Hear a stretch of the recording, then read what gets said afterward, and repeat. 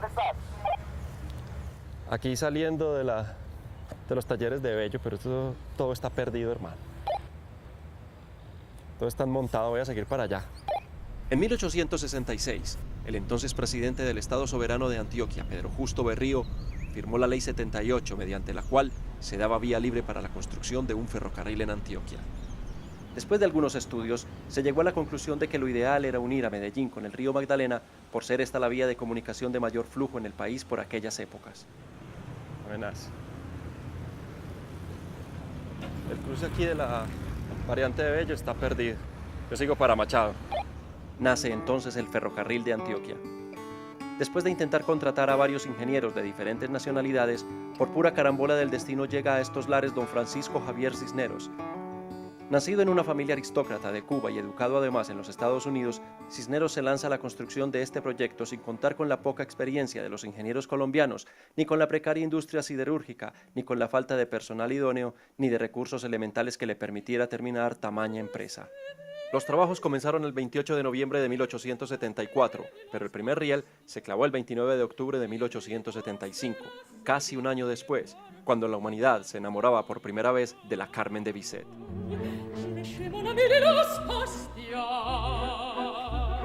La construcción comenzó en el sitio conocido como Remolino Grande, bautizado tiempo después como Puerto Berrío, en homenaje a quien pensara que Antioquia debía conectarse con el resto del mundo por medio de este modo de comunicación. Don Pedro Justo, el de Santa Rosa de Osos.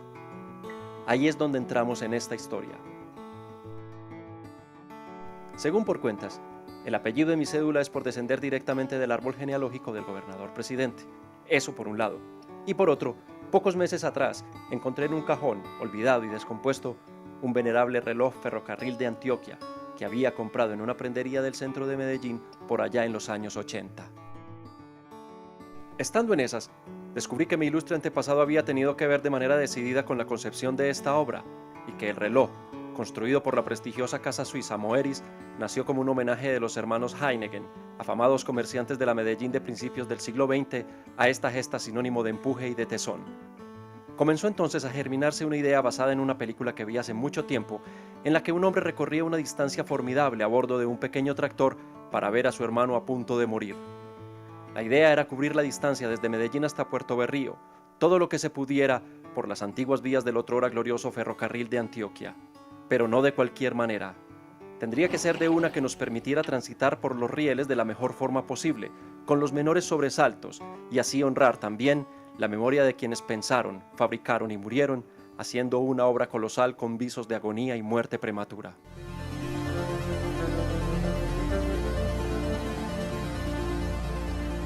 Un grupo de amigos que finalmente no teníamos idea qué esperar, a qué atenernos o qué encontrar, nos embarcamos en la ocurrencia de buscar un cadáver desperdigado a lo largo de un mapa desdibujado pero conocido, desde los tiempos en los que creíamos que todo sería más fácil.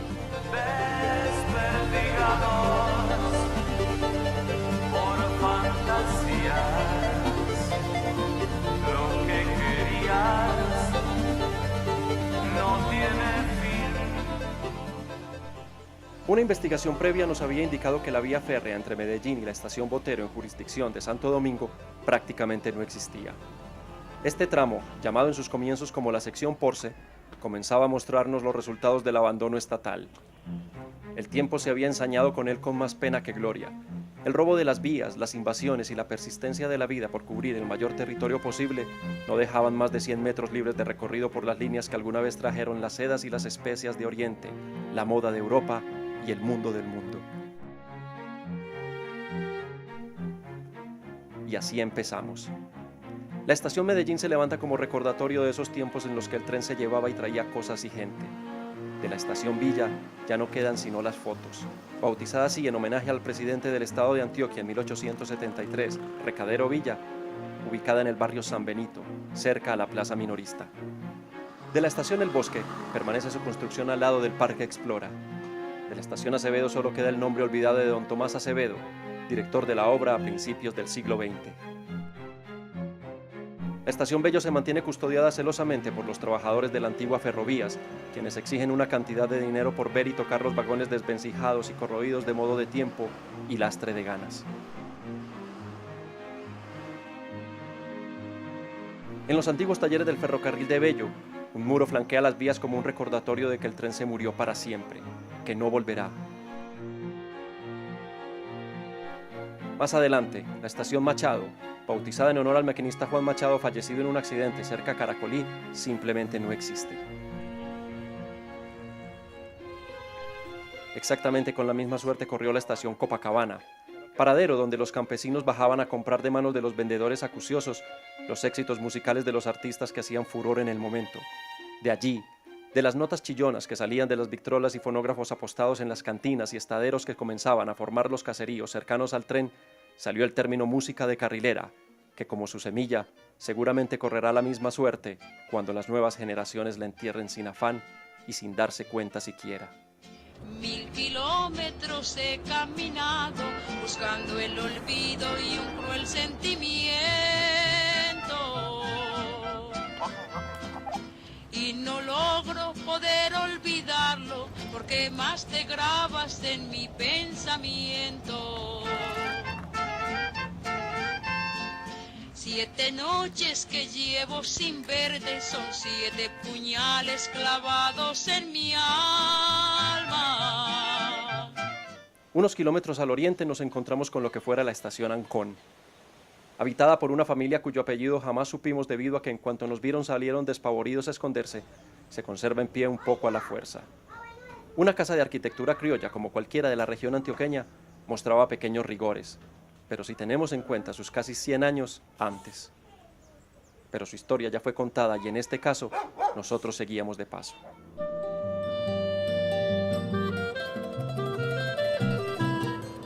No mucho más allá, los estragos evidentes del abandono hacían presencia. La banca tragada por el río Medellín y la falta de mantenimiento nos comenzaban a mostrar lo que veríamos en los 4 días en que nos propusimos alcanzar la meta. No había más que hacer. Lo mejor era llegar a la estación Girardot en automóvil y de ahí veríamos.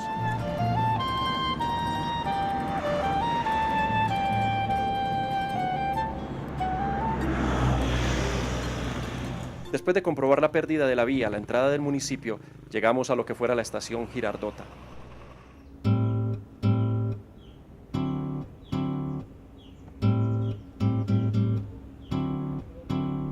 No más vernos, una señora que vivía allí se entró asustada.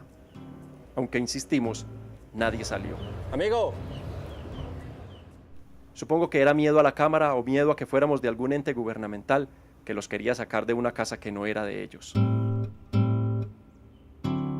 Ahí nos quedamos un momento más antes de continuar nuestro recorrido hasta llegar a la estación Atillo.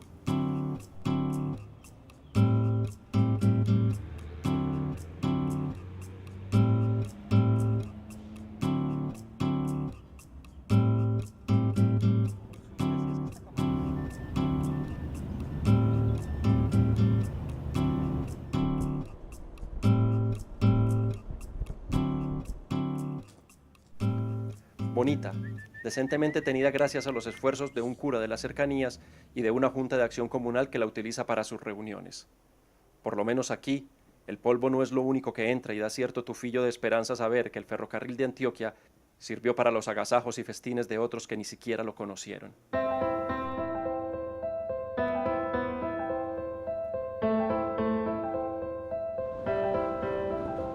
Ubicada entre Atillo y Barbosa, están los vestigios de lo que alguna vez fuera la estación Izaza. Para llegar al lugar de la estación propiamente dicho, hay que entrar por un caserío a orilla de la carretera llamado del mismo modo. Sin embargo, de la razón por la que recibe el nombre, ya no existe nada. El nombre precisamente se debe a Luis Arturo Izaza, gerente del ferrocarril en 1901, pero su memoria, como su obra, se perdió hace mucho tiempo, cuando el sonido del vapor avisaba la partida y el ulular del pito decía que apure, que ya vine, que ya me voy, que ya te fuiste. El tren lento va partiendo sobre los hilos de acero y en él se va despidiendo. Según por cuentos, 2 goteras que caían de forma persistente desde el techo acabaron con lo que alguna vez fuera la estación Barbosa. Sus muros mostraban, sin embargo, que la estación había sufrido algunos arreglos, como nos lo confirmaría don Blas Alejandro. Llevándose mi alegría a tierra lejana, maldito tren. Del 55 al 60.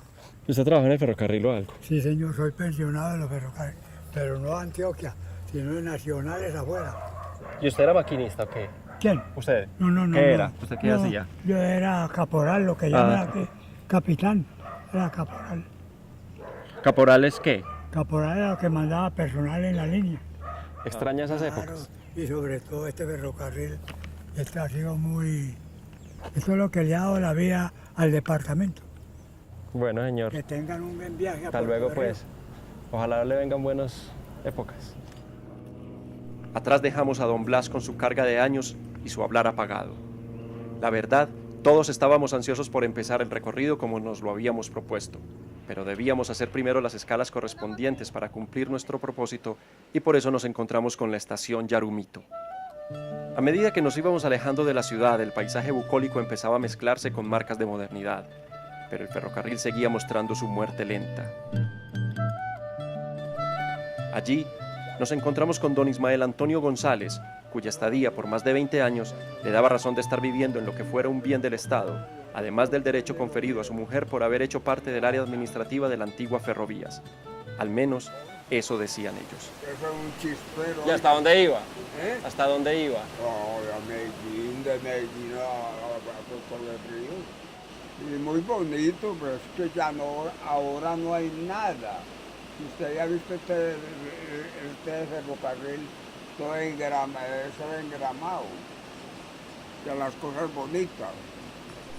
Nos empezaban a quedar los rostros del ferrocarril, arrugas que perdían ante los recuerdos en una suerte de combate en el que tarde o temprano, como el destino de rieles oxidados, habría un inobjetable ganador.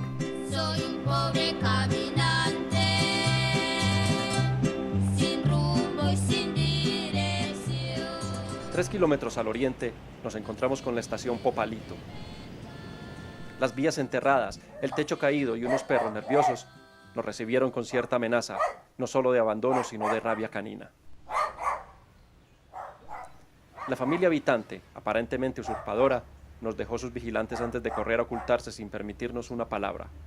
Popalito simplemente nos echó. La 15ª estación de nuestro recorrido fue La Pradera. Ubicada al lado del relleno sanitario que sirve de depósito de basuras a los municipios del Valle de Aburrá, La Pradera se mantiene como puede, con su rigor de arquitectura costumbrista y en uno de los sitios más bonitos que nos encontramos en todo el recorrido. Aunque sus puertas se mantienen cerradas, pudimos ver que el deterioro iba ganando de adentro hacia afuera. Sin embargo, nos enteramos que la entidad administradora del relleno sanitario la había metido en un programa de recuperación a corto plazo, buscando preservarla para las nuevas generaciones con recuerdos únicamente de un tren metropolitano.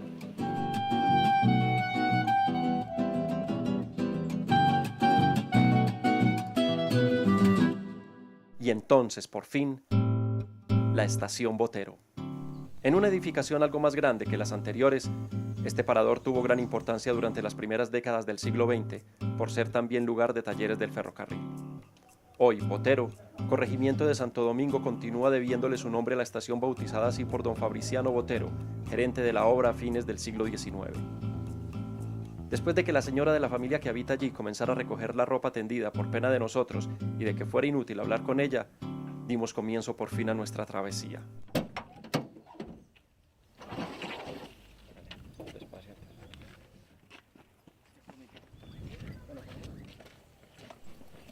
Dos carros de rodillos de 1,10 metros de largo por 1 metro de ancho, 8 rodillos por carro y una propulsión con varas de 2 metros de longitud empezaron a rodar con parte de nuestro equipaje y nuestras pretensiones de alcanzar el Magdalena en los siguientes 4 días.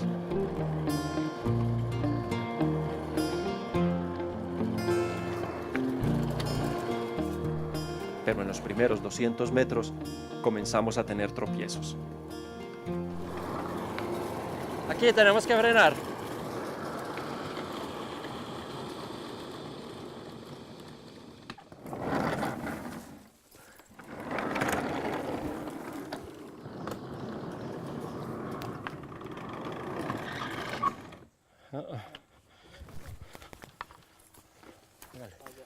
Después de arreglárnoslas como pudimos, seguimos el camino pensando un poco en ser conquistadores y otro poco en cómo, por Dios, en nombre de todos los santos, se nos había ocurrido esto. Móntense.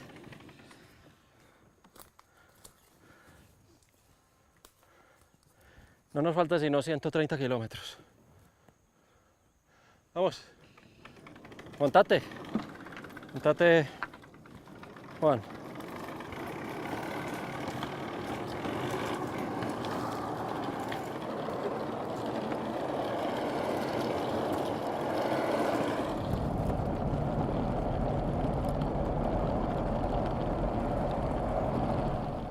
Poco a poco el camino nos iba mostrando sus rigores. La trocha angosta de poco más de 91 centímetros que Francisco Javier Cisneros había elegido para el ferrocarril de Antioquia se ampliaba en algunos tramos donde faltaban durmientes, o polines, o traviesas que lo sujetaran.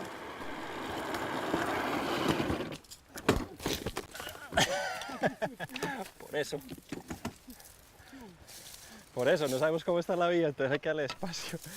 El sol hace que en esos sitios, por efecto de la dilatación, los rieles se separen y los carros quedaran sin ninguna sustentación. Pero estos no serían los únicos inconvenientes. Esta vida que yo llevo ya no es vida. Yo quisiera de un jalón adentrarme el corazón. Lo más irónico de todo es que nunca monté en tren. Y es como si estuviera desandando los pasos de un muerto que no es mío.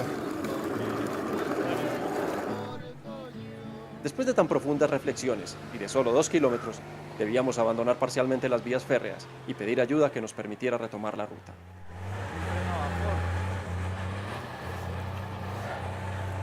Bueno, aquí sí, de malas.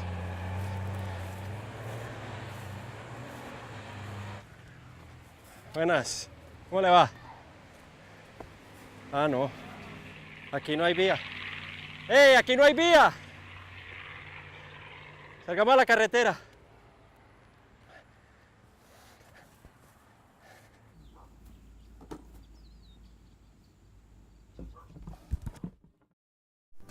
Unos 300 metros más adelante, comenzamos el camino en subida hacia la estación Porce. A medida que coronábamos los 2 kilómetros que nos faltaban para llegar al poblado, sentíamos el gusto de estar allí. La temperatura comenzó a descender con estima por estos viajeros, mientras el paisaje espectacular del valle del río Porce nos daba el gustico de compartirlo y apreciarlo.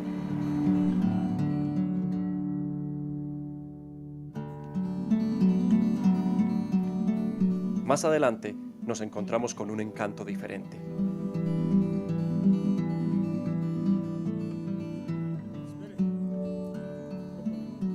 ¿Usted se gana la vida con eso o qué? Pues a lo menos me entretengo mucho tiempo y compro de pronto arroz también. Sí. ¿Y cómo se entretiene en ella? Ah, no, porque es una terapia para uno de esta edad y decir que baja empujándolo y todas esas cosas. Y traigo gente de turismo de aquí a los baños y después subo empujándolo también para arriba. ¿Y cuánto cobra por la idita de la montada? Ya en el carrito y los bajo en 5.000 pesos. ¿5.000 pesos cada uno? No, no. Todos el viaje vale 5.000 No pesos. baja uno en 8 o 10, no, ni los 8 minutos. Lo que más yo hago es como enseñarle a la gente que así como Aurora, que tiene ya 73 años, hagan mucho. Yo soy representante de una asociación de mujeres Cañón de Río Porce, que es a nivel regional. Manteón 100 socias y hace unos 7 años me mandaron a Francia. Ah, sí, estuve en Francia. Fui mujer antioqueña de oro en la primera promoción, ahora 13 años. No, pues es que nos encontramos con una celebridad.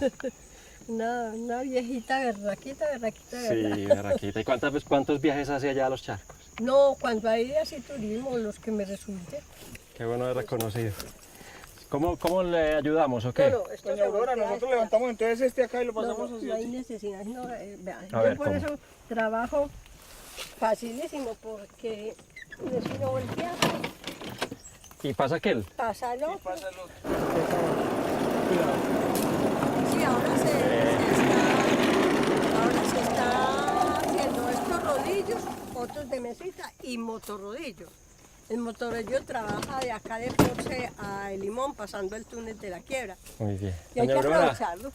Muchas gracias, que le vaya muy bien. Hasta luego, pues. Un placer conocerla. Hagamos turismo A ver si de pronto, se sí, señor. sobrevive por aquí. Me parece bien. No, es que este es un barrio de Medellín. Es que estamos muy cerquita. Estamos muy cerquita, sí, señor. Estamos muy cerquita. Bueno, doña Aurora, que le vaya muy bien.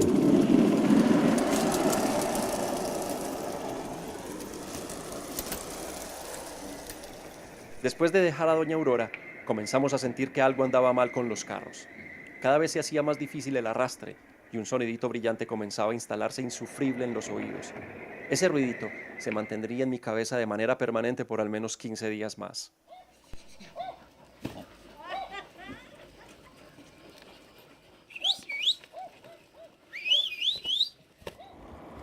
Después de unos minutos llegamos a Porce, su estación. Conservada decentemente por los ahora ya familiares habitantes intrusos, nos dio la bienvenida en forma de mar. Estación Porce. Lo que queda de Estación Porce. ¿Usted vive aquí? ¿Y eran familiares o vos tenías que ver algo con el ferrocarril? No, nada. Simplemente viven aquí. Yo llevo 12 años. 12 años. No, pues ya. Y nunca les han dicho nada, nunca les han... Nada. Bueno. Nunca nos dicen nada, simplemente cuando viene gente de la empresa, dice que eso es patrimonio nacional. Ajá. Que esto es del Estado. Toman medidas y ya. Pero no hacen nada tampoco. Nada, nosotros le hemos ahí metido lo que podamos. Ajá. Allí otra familia. Allá Son varias familias. Sí. Ya. Ah, muy bien. Entonces, ¿a cuánto estamos de Santiago? En Montorrodillo por ahí 15 minutos. O sea que la vía está buena, pues, ¿se puede uno ir? No, sí, así empujando, claro. ¿Hasta Santiago? Sí. Hay pues espacios que se ha volcado, pues, pero las rieles están así en el aire, pero se sostiene. Uno después, ¿no le pasa nada? No le pasa. Ah, bueno. No le pasa. Bueno, entonces vamos para Santiago. Hágale. Santiago, de una, muchas gracias. De nada. Que vaya bien. Bueno. La tarde caía con rapidez y por eso debíamos continuar si queríamos ver Santiago ese día. Pero entonces, Leo, el esposo de Mari, vio algo que no le gustó. Es que yo creo que aquí esta aquí fue en una de las descarriladas. Lo llena ya.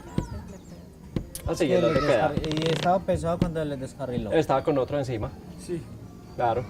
Como es tan estrecho esto ahí, lo que vos decís. Entonces, claro, se salió y nosotros estábamos encima. ¡Pah! Ahí quedó la torcida. Mala torsión. ¿En dónde nos lo pueden arreglar? Aquí en el taller, ahí es de los de esa arenita para allá. Ahí donde están esa caneca amarilla ahí encima. Ok. Ahí. Listo. Bueno, vamos a negociar. Listo, señores, muchas gracias. Albeiro, ¿y ustedes cómo se llaman? Mari. Mari y Leo. Chao, que le vaya bien, gracias.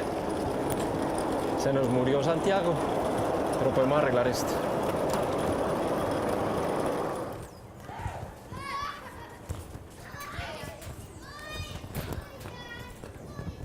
Buenas. ¿Quién es Albeiro? Albeiro, ¿vos sos Albeiro? Ah, nos mandaron donde está, hermano. Que usted era el propio. Nos dijeron que si usted no lo podía arreglar, no lo podía arreglar nadie. Que si era... Mira, lo que pasa es que tenemos un problema con este. Aquel está bien, pero este es muy estrecha, las pestañas son muy estrechas. Entonces se descarrila muy fácil. Y entonces en una de esas descarriladas dañamos la pestaña, ya está doblada.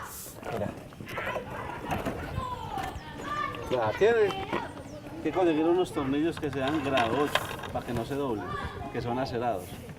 Y cambiarlos por esto y ya poner las pestañas. ¿Y bueno lo tenés? Aquí no los tengo, por lo general los tornillos los traemos de Medellín para hacer estos carriles. O sea que aquí no se puede arreglar. Se le podría poner otro tornillo de esos y le camino otro ratico nomás. Pero venga, es que una de los inconvenientes que hemos tenido es porque estas pestañas están muy estrechas, están muy cercas entre sí. Entonces, claro, mira que el carro se descarrila muy fácil. Yo le recomiendo que más bien le ponga otra balinera acá, porque hay partes que la vía está estrecha, como la carrilada está tan abandonada hace tanto tiempo. Lo que me da miedo, Albeiro, es que tendría que ser por lo menos, mira, a esta distancia, yo creo. Eso, por ahí, ya 10 centímetros. Pero entonces, como no es añadir, no podemos añadir y no cambiarle todo este palo. Cambiarle este eje. Todo este eje. Y vos le puedes hacer eso. Sí, pero para allá no. No, lógico, para mañana de pronto. Mañana. No, pues, pero es que ya... ¿Ustedes para dónde van con eso? No. Nosotros vamos hasta Puerto de Río. ¿Hasta Puerto de Río? Y mañana, y van a dejar esto acá y mañana continúan, ¿no? Sí. Si quiere, y yo le pongo en vez de esos palos, unos tubos metálicos. ¿Y cuánto vale eso? Yo les cobro barato, pues desbararlos para mañana. ¿Cuánto es barato? 60.000 pesos. 60. ¿Y a qué horas está? A las 6 de la mañana pueden ir por ahí. Es suyo, es Germán Ramos. El precio era elevado si consideramos que pagamos 100.000 pesos por los 2 carros, pero en vista de las circunstancias, las opciones no eran muchas. Además, el paisa regateador no es que lo haya ejercido muy bien en mi vida, y este momento sí que lo olvidé. Pero claro, esas son cosas que uno cree que no, pero esa pequeña enzima instalada en el código genético sale porque sale. Yo creo que venimos para las 7. ¿Las 7? Realmente. Ahí podría ser el 50 entonces. Hablamos. Feliz noche.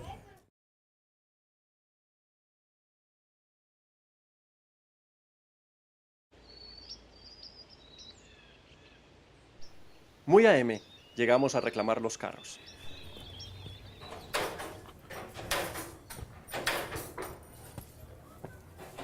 Albeiro. ¿Entonces qué? ¿Bien o qué? ¿Cómo le fue?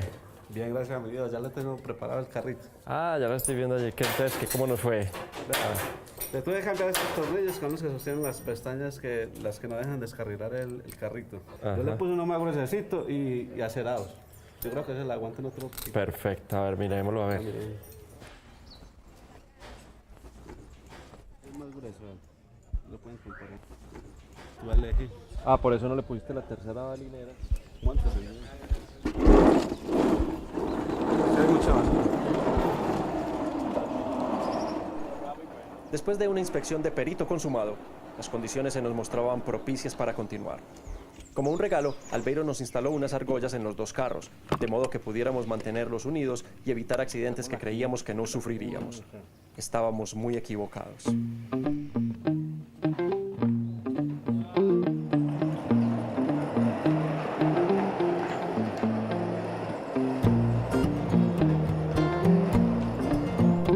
El comienzo del camino hacia Santiago lo hicimos en la compañía cada vez más familiar del Gosque, esa raza canina que nos hace tan autóctonos.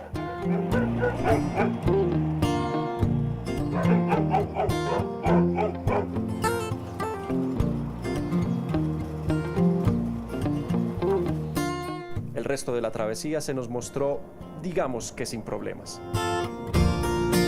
Me corté. Espérate, Fabián se cortó. Fabián se cortó. Me corté.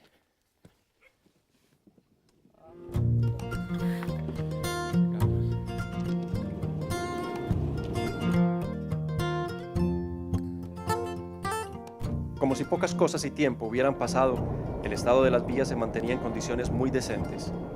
Con una inclinación de no más del 6%, como lo calculó Cisneros, la subida no fue fácil. Para colmo de males, uno de los remos se nos había perdido y debimos improvisar el palo de una escoba. Afortunadamente los 1.64 de Edison se acomodaban a la longitud de la pala sin mayor malestar.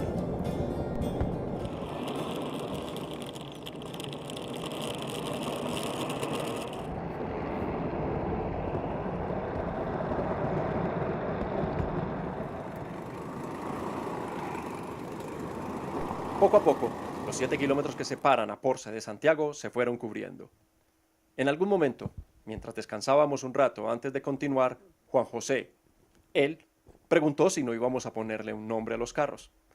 En un ataque de desbordante imaginación, propuse que si íbamos al Oriente, entonces viajábamos en el Expreso de Oriente, haciendo alusión, claro, a la famosa obra de Agatha Christie. En adelante fueron Expreso de Oriente 1 y Expreso de Oriente 2.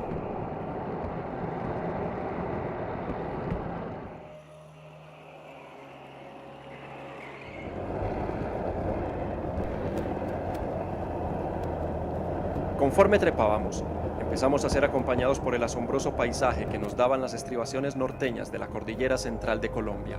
una fantasía.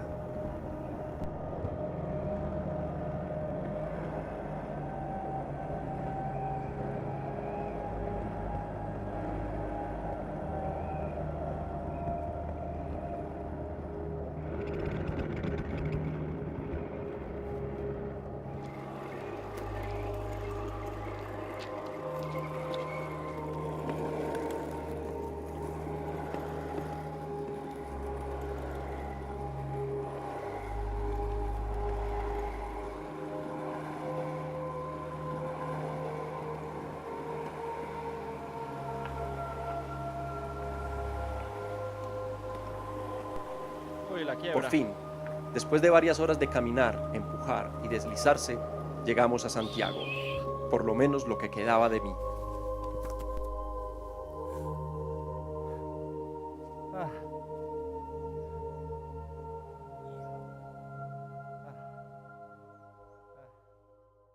En 1918, mientras se daba por finalizada la Primera Guerra Mundial, se funda la Estación Santiago. Como estaba presupuestado desde hacía unos años, en este sitio debía arrancar la perforación occidental para el túnel que uniría la sección Porce con la sección Nus. Santiago, otro corregimiento de Santo Domingo, vivió su época dorada mientras fue cabecera, pero como ocurrió con la estación El Limón, al terminarse el túnel de la quiebra pasaron a ser simples estaciones de importancia local. Hoy su estación se mantiene cerrada, pero al menos se conserva mucho de su gloria gracias a toda la comunidad.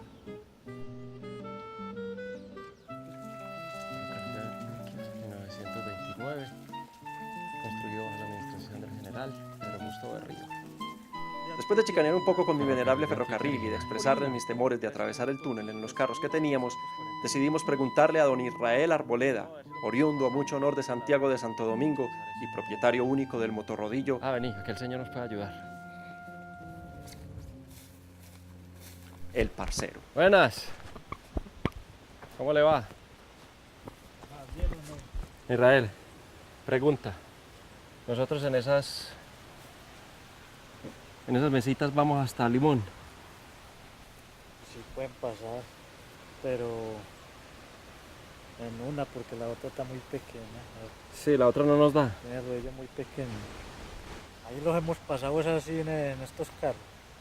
O sea, llevarlos ahí. Eso es, sube una parte y baja la otra. Eso es recta hasta la mitad. Sí. Y ahí descuelga. Y ahí descuelga. Entonces, ¿qué? ¿Pasamos las cosas para acá? Como en la casa. Ah, bueno. Dale, pues. Vamos a hacerle a esto. No sé si seré muy miedoso, pero la verdad es que no había quedado muy convencido del arreglo del Expreso de Oriente 2. Por eso, no quise que nos arriesgáramos a cruzar el túnel y después de negociar el precio, nos dispusimos a atravesarlo en la comodidad del motorrodillo. Sí, ya sé, hubiera sido muy bonito, unos berracos, una gesta sin precedentes, mejor dicho, Aguadas nos hubiera quedado chiquita. Pero pensé más en poder completar el viaje a quedarnos a mitad de camino por un embeleco. Y al escuchar los golpes de los rodillos contra los rieles, quedé tranquilo de la decisión. El túnel de la quiebra se construyó entre 1926 y 1929, justo los años anteriores a la Gran Depresión en Norteamérica. En ese momento, el ferrocarril de Antioquia constaba de 2 tramos separados por la cuchilla de la quiebra. Los 2 frentes comenzaron al tiempo desde Santiago y desde El Limón. Según cálculos, la obra quedó con 60 centímetros menos de los presupuestados, dando como resultado 3.472 metros de longitud. Las líneas se encontraron con una diferencia de 4 centímetros. La que venía de El Limón se desvió 2 centímetros y 3 décimas hacia el norte, y la de Santiago 1 centímetro y 7 décimas hacia el sur. Ese monumental error fue del ingeniero Alejandro López, quien 30 años atrás había dicho que la mejor manera de conectar las secciones era mediante un túnel, y en eso se basó para su tesis de grado. Un visionario. La diferencia de apenas 38 metros de declive entre las 2 estaciones se superó instalando 1.700 durmientes de comino crespo y con la excavación de un conducto de 3 metros con 20 centímetros de altura y un ancho parejo de 4 metros.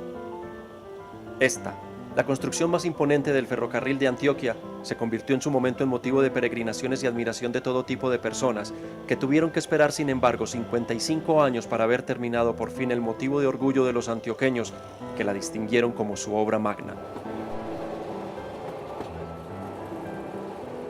Después de unos 20 minutos, llegamos a la estación El Limón.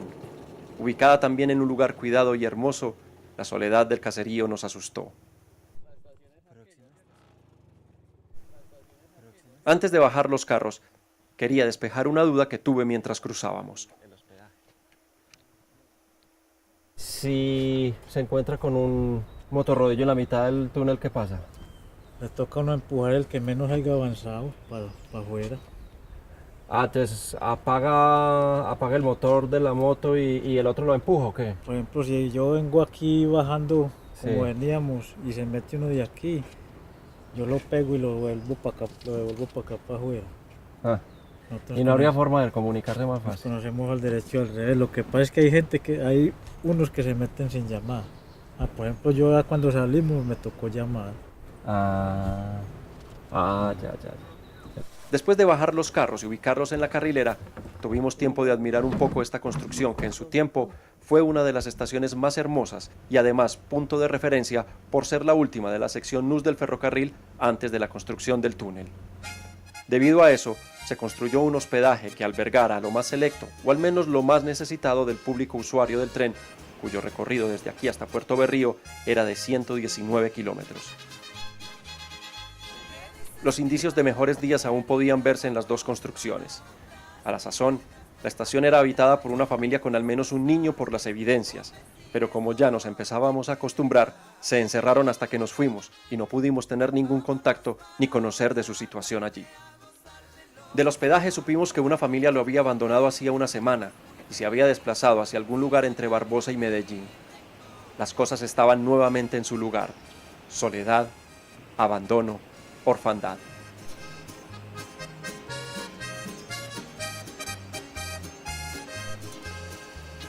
Decidimos entonces seguir hacia Cisneros. El viento en la cara, el sol por compañía y la ilusión de proeza única nos daba el impulso que ya nada podía detener. Hasta que apareció Johnny.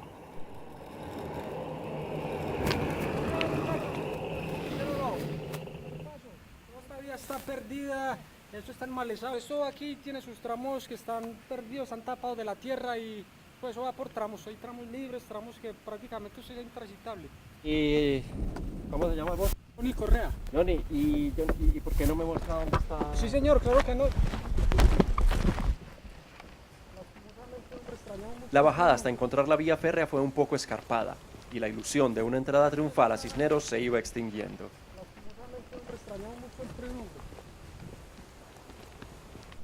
Sin embargo, seguimos adelante tratando de encontrar el punto que Johnny nos estaba sugiriendo.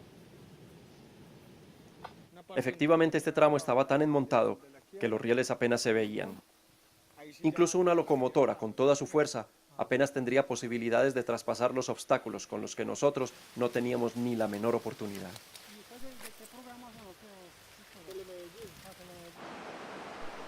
Más abajo Johnny encontró el sitio.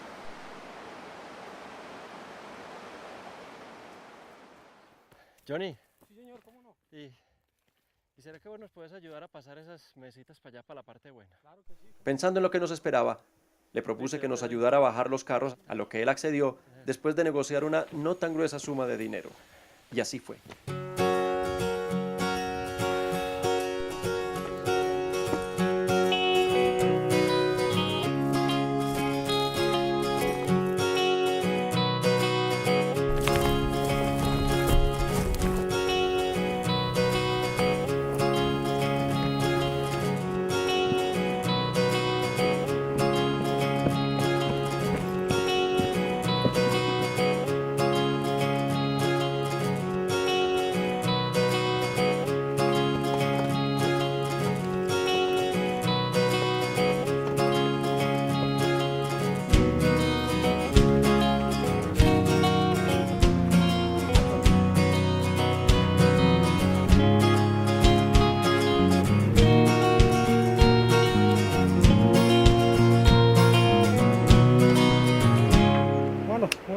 pues.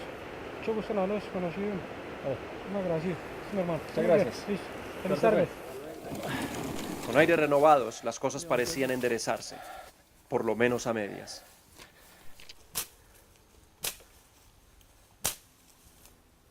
Ya estos son durmientes de cemento. Ahí ya sí están, ya no se abren las vías, ya están ancladas. Mis grandes conocimientos nos empujaban ahora hacia el resto de una jornada que empezaba a componerse. Todo era espléndido, aunque no faltaba uno que otro tropiezo sin importancia.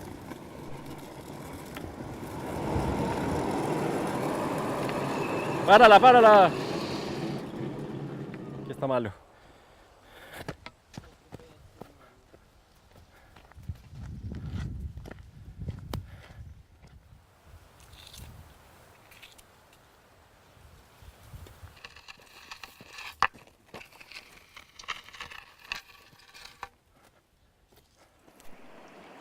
La tarde iba cayendo y la luz mágica de enero nos enmarcaba en una pintura generosa de luz y color. Los expresos se desplazaban como nunca hasta el momento y Cisneros quedaba solo a la siguiente curva. Debo decir que nos confiamos, que no tuvimos en cuenta las advertencias que nos hicieran quienes realmente conocen estas vías, que efectivamente nos dejamos llevar. Cuando todo parecía venir perfecto, sucedió. El movimiento precipitado hacia adelante que un cuerpo sufre cuando su inercia es vencida por una fuerza externa a él da como consecuencia una caída. Por un mecanismo de protección de la cámara al momento de un golpe, la última imagen generada queda congelada y aquí, justo antes de que pasara, el producto del consumo por casi medio siglo de papitas fritas, hamburguesas constantes y el poco ejercicio, me destaparon la parte esa de la anatomía que hace que los cirujanos plásticos paguen sus casas y viajen constantemente al exterior. Tal vez esta imagen me duele más que el batacazo mismo. ¿Cuándo se salió del todo? No, eso sí no. Ay, ¿qué pasó? No, le pasó algo a la cámara. Sí, se dañó. Sí. Efectivamente todo parecía acabado. Sin la cámara funcionando debíamos devolvernos sin llegar siquiera a la mitad del recorrido.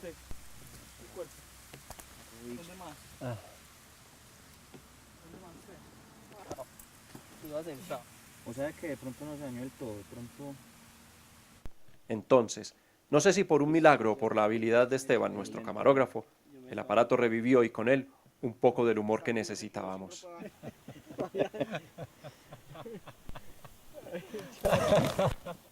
Ay, tu micrófono...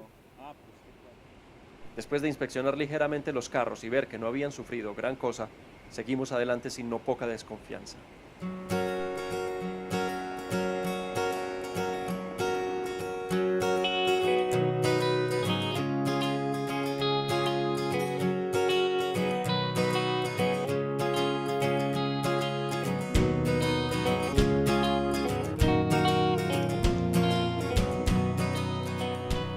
El tramo que nos separaba de Cisneros lo cubrimos de manera moderada, hasta que llegamos a la estación con algunas heridas leves y un cansancio demoledor. Aquí llegamos.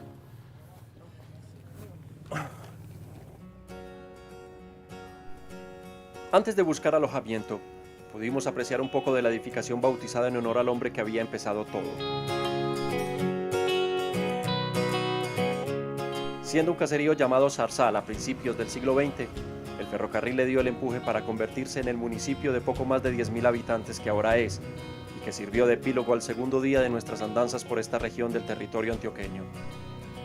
Por el momento, era tiempo de descansar.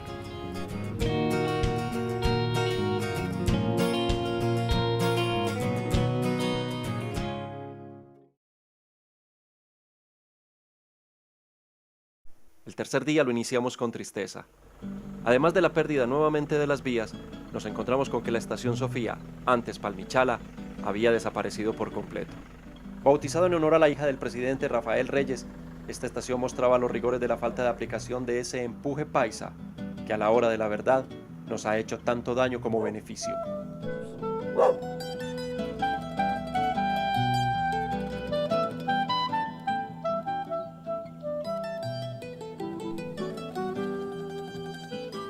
La siguiente estación era Guacharaca, pero las vías seguían prácticamente desaparecidas.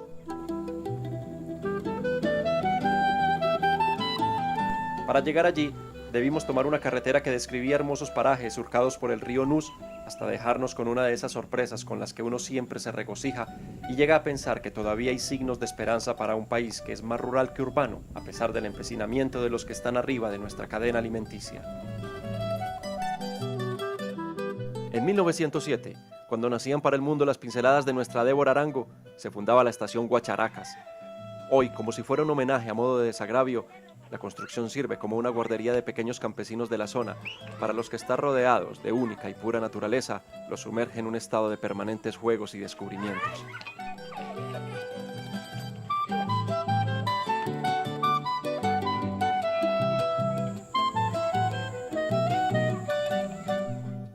Siguiendo por la carretera 62 hacia el oriente, nos encontramos con la estación Providencia, inaugurada en 1906.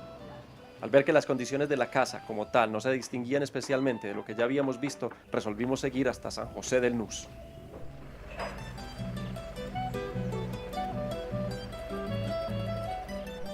Utilizada como bodega de varios comerciantes de la localidad, la estación San José, si bien no está en ruinas, muestra la forma improvisada como se ha querido mantenerla, para que sirva al menos de escampadero de mercancías con dueños irreconocibles.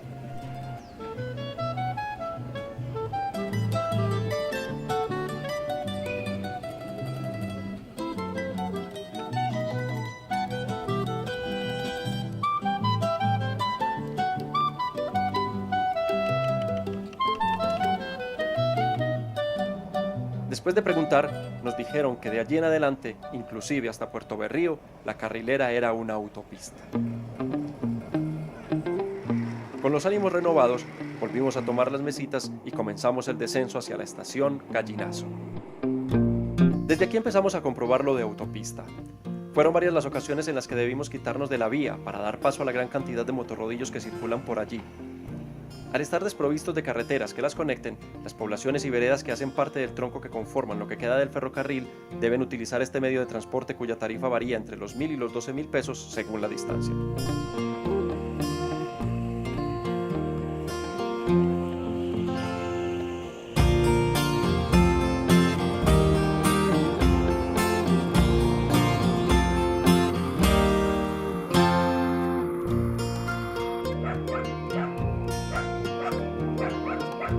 El transcurso hasta Gallinazo pasó sin mayores sobresaltos. Lo mejor fue que en un sitio del recorrido encontré una vara lo suficientemente larga como para que nos ayudara en el arrastre y por lo tanto pudimos reemplazar la de Edison, que ya empezaba a tener dolores de espalda por lo corto de la que tenía.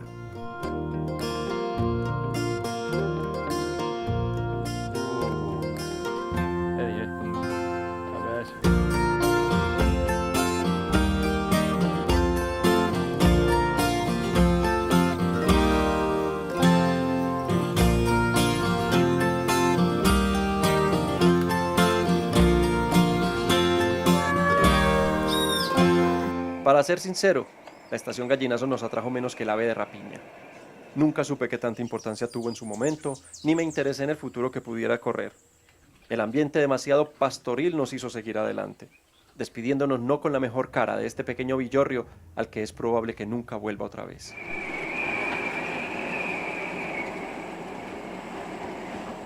Seguimos nuestro camino hacia la estación La Gloria, renombrada luego como Neftalí Sierra, ingeniero, diseñador y constructor de los talleres del ferrocarril en Bello y del famoso Hotel Magdalena en Puerto Berrío. El recorrido de poco más de 3 kilómetros lo zanjamos muy bien. Bordeando el otrora cristalino río Nus y ahora teñido por la explotación informal minera, el declive de la vía nos ayudó a superarlos en relativamente poco tiempo. Entonces, justo antes de la estación,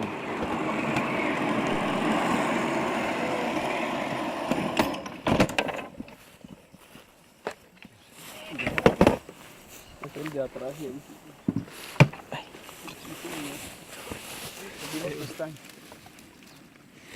Ese sí se volvió, ¿no? No, tenemos un daño más grave. Mira, se salió esta cadenera. ¿Se salió? Sí. Ah, sí. ¿Cuánto hay de que agarrar, Coli? Más bien con ustedes, por ahí 1 hora y media al paso. Hora y media. Siempre. Todo bajadita. Sí, bajadito. Muchas gracias. Bueno, ¿Ustedes están en La Gloria? sí. ¿Sí? ¿Seguro? Nada. Bueno, hagámosle despacio. Hagámosle despacio.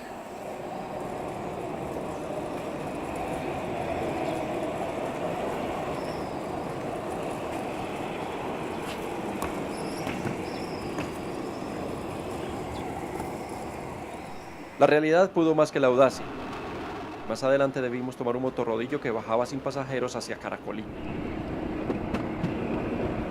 Ahora sí estaba preocupado. Voy a solas llorando mi pena por la culpa de un ingrato amor, condenado a la horrible condena de morir en mi amargo dolor.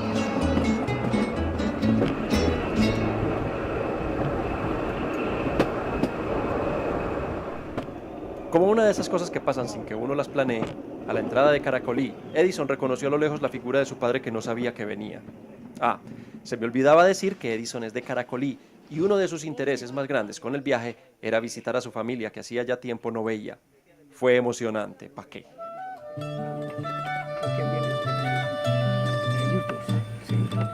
Qué bueno, muchachos. Bueno. Bien, ok. Está muy bien, gracias.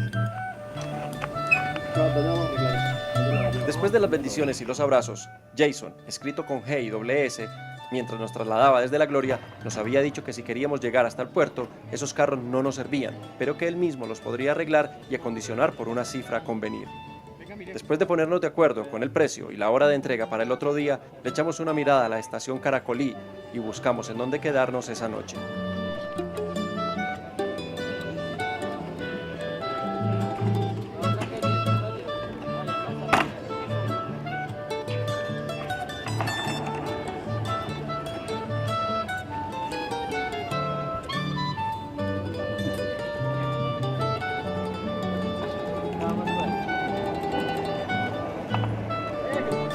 La estación Caracolí fue inaugurada en 1897, después de que el contrato con Francisco Javier Cisneros fuera rescindido en 1885 y de que los trabajos se detuvieran por 9 años, mientras se resolvían los problemas metidos en los terrenos fangosos de estatutos, decretos y leyes de la República.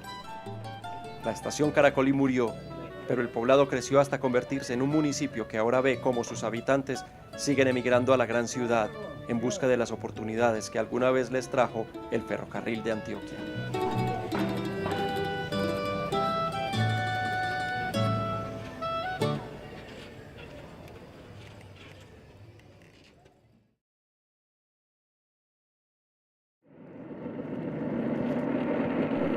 El comienzo del día 4 fue de recompensas. El trabajo de Jason con los carros no sabría describirlo. Nuestros coches eran la simbiosis de un Fórmula 1, un todoterreno y un tractocamión. Ahora sí, nada podría detenernos. El conjunto de 24 balineras de 10 centímetros de diámetro y los ejes o timones de 1,20 de ancho se resbalaban por los hilos de hierro como si fueran el paradigma del desplazamiento.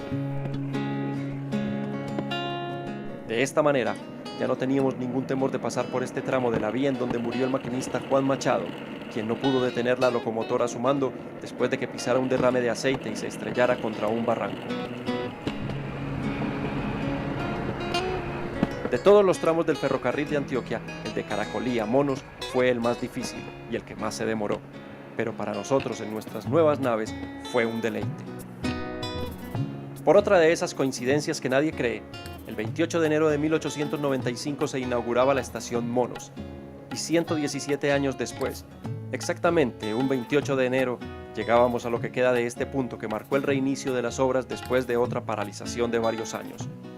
Allí nos encontramos con un ermitaño de recuerdos de tren y soledades forzadas. Buenas. Paremos. ¿Cómo le va? Antigua estación Monos. Hace 4 años compré acá. 4 años. Sí. Compró aquí. Sí. ¿Y esto era de alguien particular? Sí, de otro señor que había acá. Ah. ¿Y usted es de por aquí o no? Sí. Ah, ya. ¿Y le tocó la época del tren? Ah, sí, claro. Ajá. Y fue ferrocarril, también trabajé en el ferrocarril. Ah, ¿también? No tiene mucha madera aquí. ¿Vive aquí solo? Ah, sí, yo vivía en Caracolí, entonces como compré acá me vine para acá. ¿Es agricultor o qué? Sí, señor. Allí tengo una platanera muy buena, cacao, por allí tengo plátano, allí también tengo plátano y aguacate. Wow. Y luego va uno cogiendo cacaíto para sus cerejas. Y ahí se la va bandeando. Sí, señor. Ah, bueno. ¿Cómo se llama usted? Luis Fernando Melguizo. Luis Fernando, mucho gusto, man.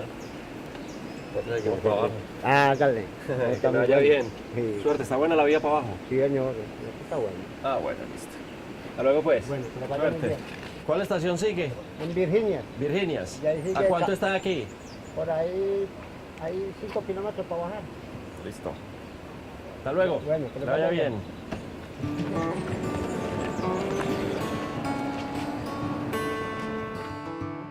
A partir de aquí entramos en el territorio que alcanzó a construirse bajo el mando de Cisneros. Los 11 años que había durado el contrato solo le alcanzaría hasta este sitio.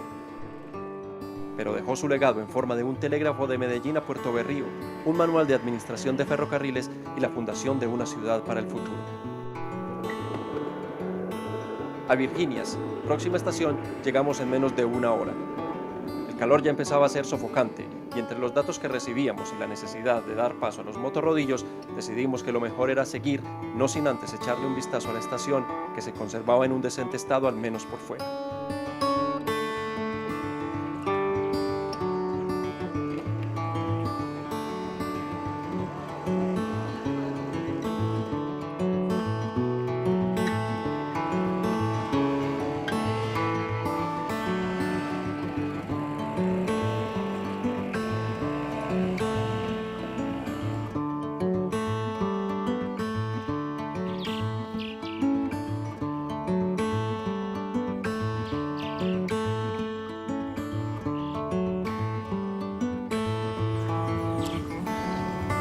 Caracolí 13 kilómetros, Medellín 137, Cabañas 11 kilómetros.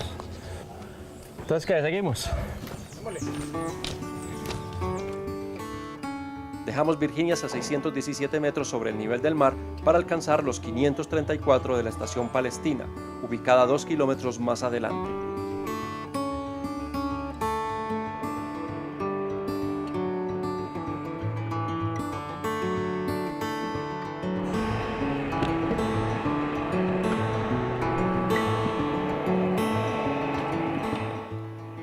Lo que más nos impactó de la estación Palestina fue su soledad. En un país cuyo corazón es el de Jesús y aún así no le alcanza para que fuéramos gobernados por el afecto, por primera vez en todo el recorrido sentimos algo de temor por la sospechosa ausencia de personas que parecía que hubieran huido por alguna razón y para completar, el ya infaltable encuentro con los viejos amigos gosques de la carrilera.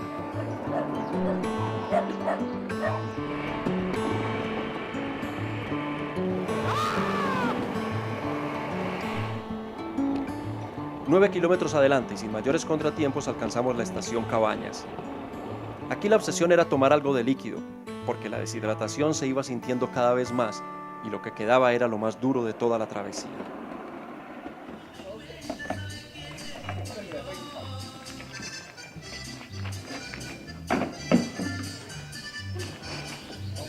Estamos en Cabañas. Cabañas. Según lo que yo tengo aquí sería Soledad.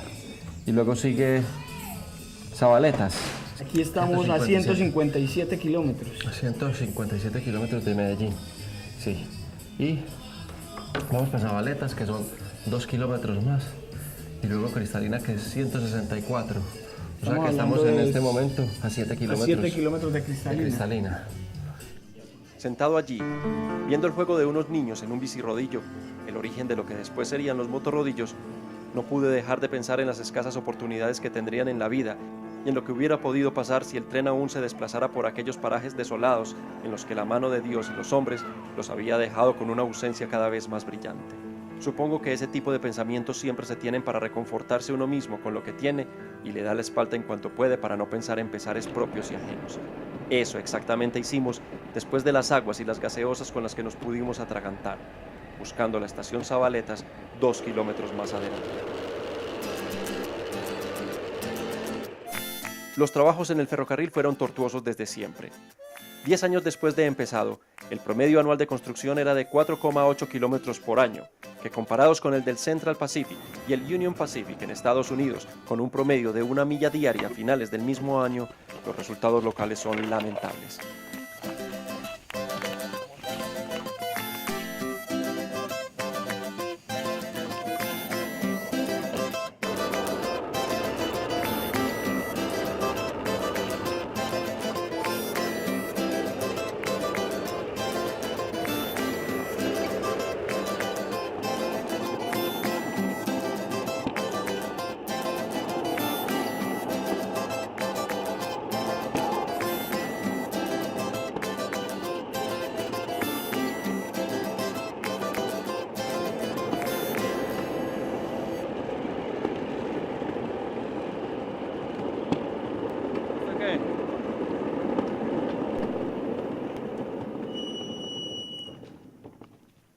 Hacia el mediodía llegamos a la estación Zabaletas. Ubicada a tan solo 32 kilómetros de Puerto Berrío, tardó sin embargo 8 años para ver pasar el tren en 1882. Habitada por alguien que nunca vimos, pero que al menos sabíamos que tenía perro, Zabaletas nos dejó pasar de largo para buscar la estación Cristalina, 5 kilómetros más adelante.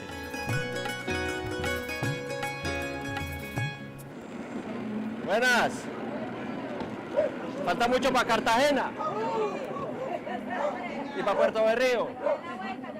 Aquí está Puerto Berrío. Bueno.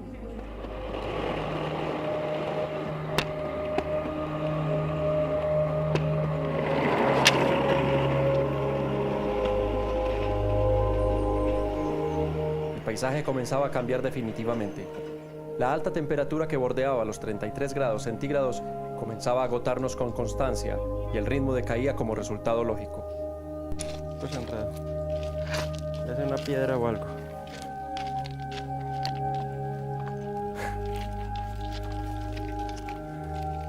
Volvemos. A ver. Fue algo. Montémonos, montémonos.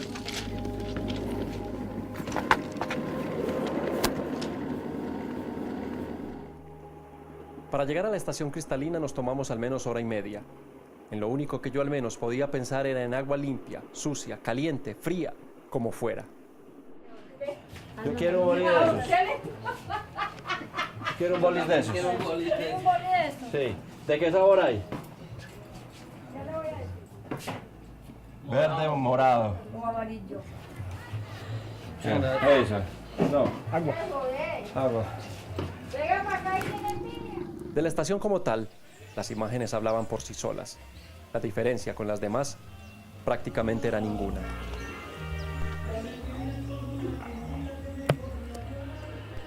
Saliendo de Cristalina, nos encontrábamos a solo 27 kilómetros de nuestra meta. La topografía de aquí en adelante no variaría mucho. Terreno predominantemente llano, árboles solitarios, aire caliente y mosquitos por millones. Mientras avanzábamos, no podía dejar de pensar en los primeros años de construcción del ferrocarril, cuando sus promotores no sabían en qué se habían metido hasta que debieron sufrir los rigores de estas tierras que prácticamente estaban vírgenes de la mano del hombre.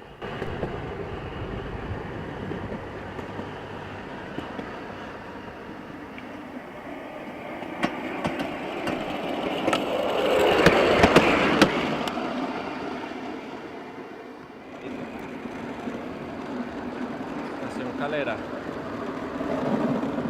Caída. A media tarde llegamos a la estación Calera.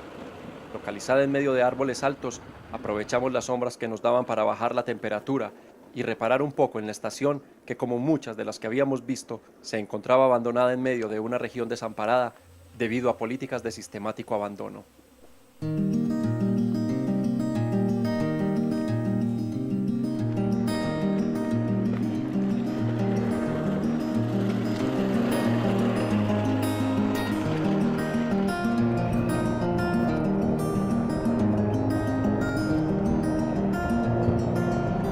Hay cosas, momentos y personas que solo significan lo que significan para cada quien.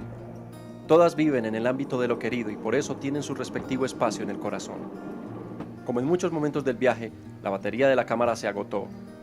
Tal vez debido al calor agobiante el aparato no quiso prender por largo rato, y justo en ese lapso, una ráfaga de aire me tumbó el sombrero haciéndolo volar hasta una cañada de la que no pudimos sacarlo.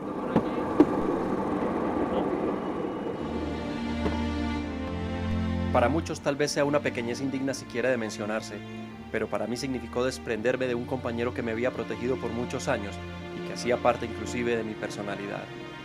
Fue mi pérdida de viaje, mi Wilson de náufrago personal, y ni siquiera lo pudimos registrar como epitafio final. Triste, sin mi sombrero, cansado y con el sol viviendo dentro de nosotros, llegamos por fin a la estación Malena. Para cubrir los escasos 16 kilómetros que la separan de Puerto Berrío, los constructores se tomaron 3 años y solo se inauguró hasta el 1 de enero de 1880, justo el día que comenzaba la construcción del Canal de Panamá.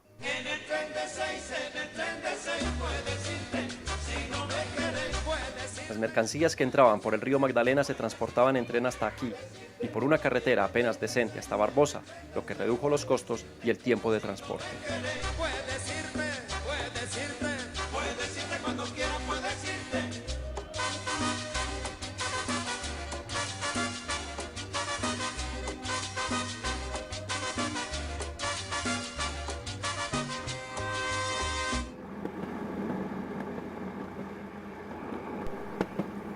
De Malena salimos muy rápidamente. Queríamos llegar al final de la tarde a Puerto Berrío y para eso teníamos que pasar primero por Grecia, la última estación antes de coronar el recorrido. En Grecia nos encontramos con 3 cosas significativas. Primero, que por mucho, con toda seguridad es más caliente que el infierno. Segundo, que si se hicieran mediciones, se descubriría que el sol ahora es menos caliente porque nosotros nos lo chupamos todo. Y tercero, nos topamos con gran cantidad de vagones de carga y hasta una locomotora encendida. Preguntando, supimos que una compañía privada, encargada del mantenimiento de las vías férreas entre esta región y la zona norte del país, tiene aquí una de sus bases de operaciones y por eso los motorrodillos que viajan desde y hacia Puerto Berrío deben preguntar antes para no encontrarse con alguna máquina en cualquiera de las 2 direcciones. Afortunadamente nosotros podíamos seguir porque ya la locomotora había terminado el turno de hoy. Al menos algo del espíritu desterrado del ferrocarril de Antioquia seguía espantando en estos lares soporíferos y calurosos. Que siga el tren y suba y ven, que siga el tren de la vida. Que siga el tren y suba y ven, que siga el tren más allá. Que siga el tren y suba y ven, con nuestras almas unidas. Que siga el tren y suba y ven, que siga el tren una eternidad. Y entonces, emprendimos los últimos 5 kilómetros hasta la cabecera de Puerto Berrío. Se iban quedando imágenes, rostros, sensaciones, afectos y emociones difíciles de olvidar. El ferrocarril de Antioquia murió el 15 de agosto de 1961 y con él, una parte entrañable de la historia de esta región que para bien o para mal, ha marcado el curso del país al menos en el último siglo.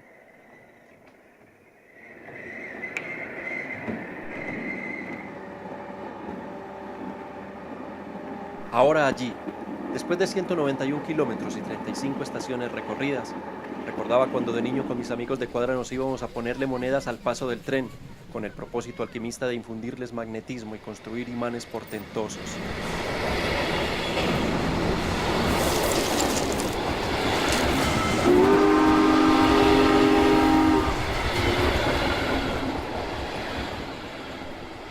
Ese es mi recuerdo más fuerte de lo que significaba en aquellos días escuchar el pito penetrante del tren viajero. Hoy que el ferrocarril de Antioquia se encuentra en uso de mal retiro, que ya su fantasma también se muere mientras transita por las vías que le dieron alguna vez una gloria no tan brillante como se creyó al principio, se me forman imágenes a manera de epílogo, salidas de un viaje inspirado, entre otras cosas, por Mr. Lynch y su historia sencilla. Que el ferrocarril de Antioquia, en medio de errores y aciertos, trajo un desarrollo desconocido en las tierras que penetró, extendiendo las posibilidades de comunicación entre sí y con el mundo entero. Que todo lo que se planeó, se soñó y se trató de hacer quedó reducido a palabras muertas, casi como si nunca se hubieran pronunciado. Se hizo evidente que el empuje paisa puede morir tan rápido como nace, y más si es el producto de cacareos de aquellos que se pegan de conquistas logradas por hombres realmente grandes.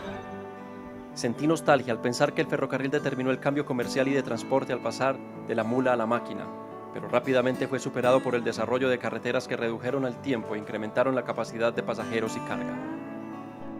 Pudimos ver que las vías férreas ya no son un patrimonio nacional. Bueno, sí, pero no de la nación, sino de la gente que las explota como debe ser, por lo menos donde se puede. Me entristece saber que no existe la menor posibilidad de que el ferrocarril de Antioquia se levante de su tumba, simplemente porque ese tipo de voluntad se murió de muerte natural. Me duele que el miedo en nuestro país es una compañía permanente.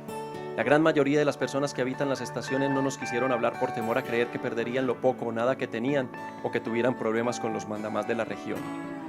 Que las quebradas cristalinas se acabaron al menos en esta parte del departamento, fruto de la explotación indiscriminada de la minería informal. Y me di cuenta después de que este nunca fue un viaje de fechas ni personajes de fácil olvido. Nuestro recorrido había sido una travesía hacia el pasado, hacia el recuerdo, hacia la nada. Ah, y que los bosques no están en peligro de extinción.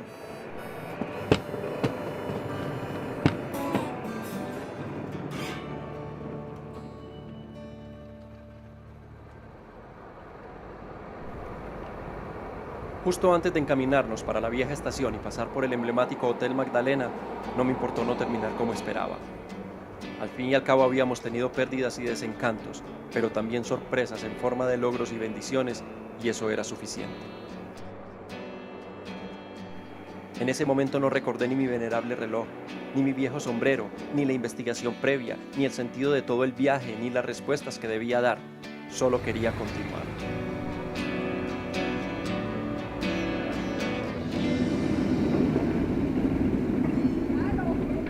Les hice la propuesta a mis compañeros de que siguiéramos por el puente monumental que une a Antioquia con Santander y ver hasta dónde éramos capaces de llegar. Aunque no me hicieron muy buena cara del todo, decidieron acompañarme. Además, yo les había prometido que... Bueno, pero esa es otra historia. Ya se fue el tren y esta calle nunca más será igual. Aprendiste a tener miedo, pero hay que correr el riesgo de levantarse y seguir cayendo.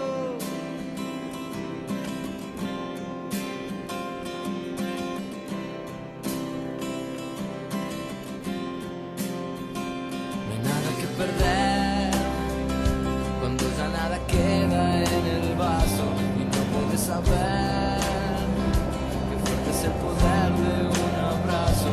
Ya se fue